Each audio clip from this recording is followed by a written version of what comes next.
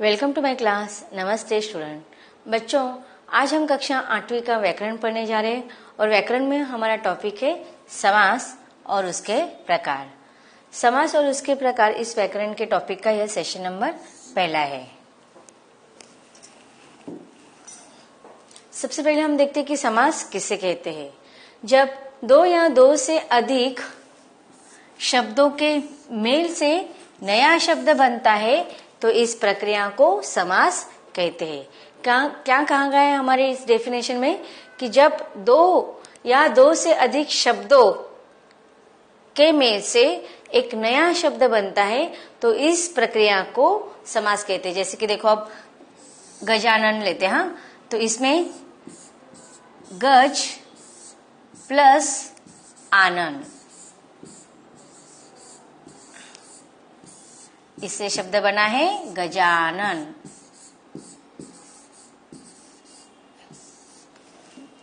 या फिर गंगा जल, इसमें भी देखो गंगा एक अलग शब्द है और जल दूसरा शब्द है, लेकिन गंगा और जल इन दो अलग अलग शब्दों को मिला देने से नया शब्द बना है गंगा जल। उसी प्रकार पीताम्बर, यथाविधि, दशानन, चौराहा, तुलसीकृत आदि सारे शब्द है समास से बने हुए। तो इसी प्रकार पीताम्बर, यथाविधि, दशानन, चौराहा, गंगाजल, गजानन और तुलसीकृत यह अलग अलग शब्दों से बने, उनका मिलाप हुआ, प्रक्रिया हुई और समास युक्त शब्द बने हैं। तो इस प्रकार समास की डेफिनेशन फिर से देख लेते हैं कि जब दो या दो से अधिक शब्दों के मेल से नया शब्द बनता है उस प्रक्रिया को हम कहेंगे समास। अब देखते हैं सामासिक शब्द किसे कहेंगे। सामासिक शब्द गंगा जल, गंगा जल यह समास है। अब उसको हम किस प्रकार से पढ़ते हैं, गंगा का जल। तो अब यह क्या हुआ, सामासिक शब्द। तुलसीकृत अर्थात तुलसी द्वारा कृत, तो इस प्रकार तुलसीकृत, गंगा जल यह शब्द एक नए शब्द बनते हैं और उससे बना हुआ शब्द को हम कहेंगे सामासिक शब्द।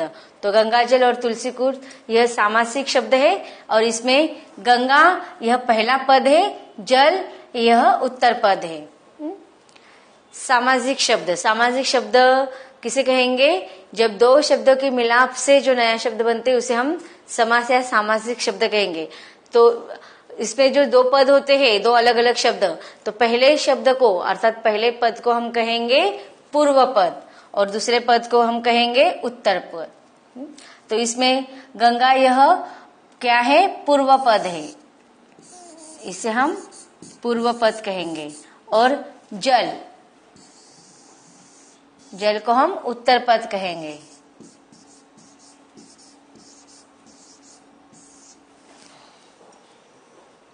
तुलसीकृत, इसमें भी तुलसी यह पूर्व पद है और कृत यह उत्तर पद है।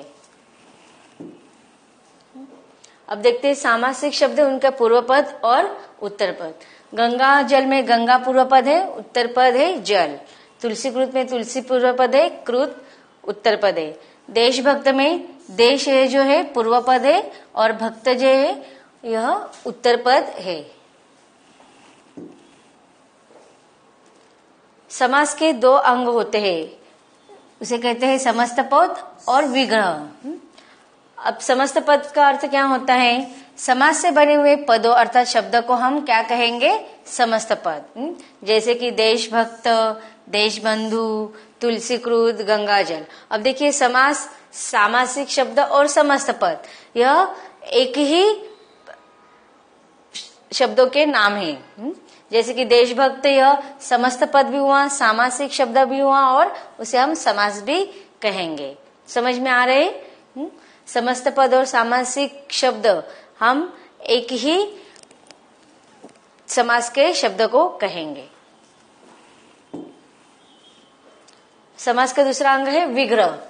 अब आपको प्रश्न पूछे जाते हैं एग्जाम में कि समस्त पद का विग्रह कीजिए या सामासिक शब्द का विग्रह कीजिए। तो विग्रह करना का अर्थ क्या होता है कि जो सामासिक शब्द होता है या समस्त पद होता है उसको अलग अलग करना।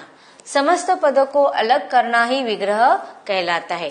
जैसे कि देशभक्त, यह क्या हुआ, समस्त पद या सामासिक शब्द, और उसका विग्रह कैसे होगा, देश का भक्त। देशबंधु, यह क्या हुआ, समस्त पद, और उसका विग्रह कैसे होगा, देश का बंधु। प्रेम ग्रंथ, प्रेम ग्रंथ में यह समस्त पद है और उसका विग्रह होगा प्रेम का ग्रंथ। पवन पुत्र, यह समस्त पद है और उसका विग्रह होगा पवन का पुत्र। ध्यान मग्न, यह समस्त पद है और उसका विग्रह होगा ध्यान में मग्न।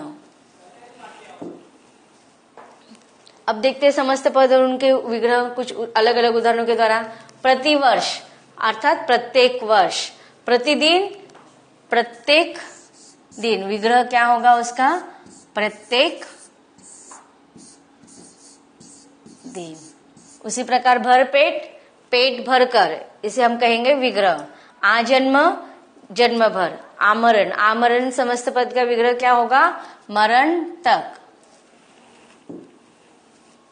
निडर, निडर ये समस्त पद है और उसका विग्रह होगा बिना डर के। उसी प्रकार आजीवन, आजीवन का विग्रह क्या होगा, जीवन भर। यथाशक्ति, इस समस्त पद का विग्रह होगा शक्ति के अनुसार। यथा समय, यथा समय इस समस्त पद का विग्रह होगा समय के अनुसार। चंद्रमुखी, यह समस्त पद है और उसका विग्रह होगा चंद्रमा जैसा मुख।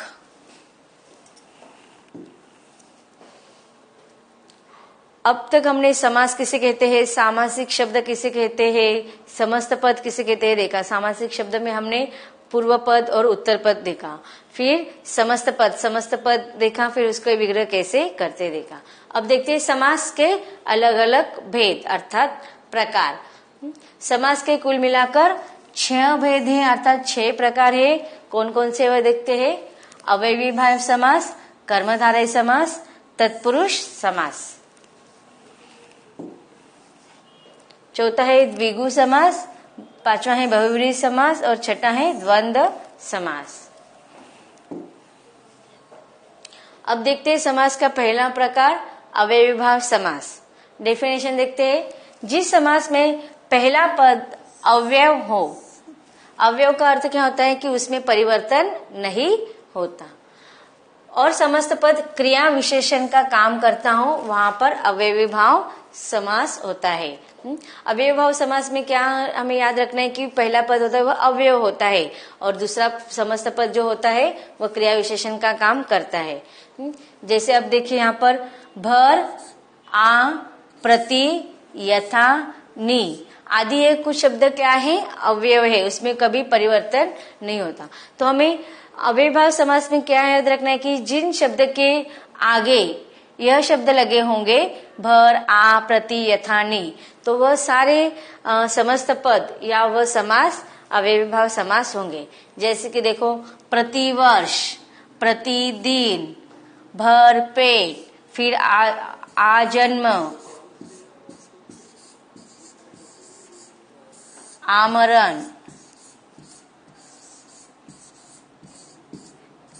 जिनके आगे भर, आ, प्रति, यथा, नी आदि अव्यय शब्द जुड़े होंगे वह समास हमेशा अव्ययी भाव समास रहेंगे।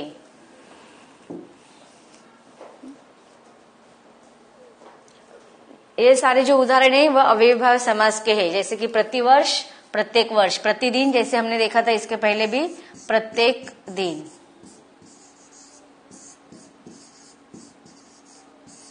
भर पेट, पेट भर कर, आजन्म, जन्म भर, आमरण, मरण तक, इनके आगे आ, भर, प्रति आदि शब्द लगे हुए तो हमेशा अव्ययी भाव समास रहेंगे। इसके बाद देखते हैं कर्मधारय समास।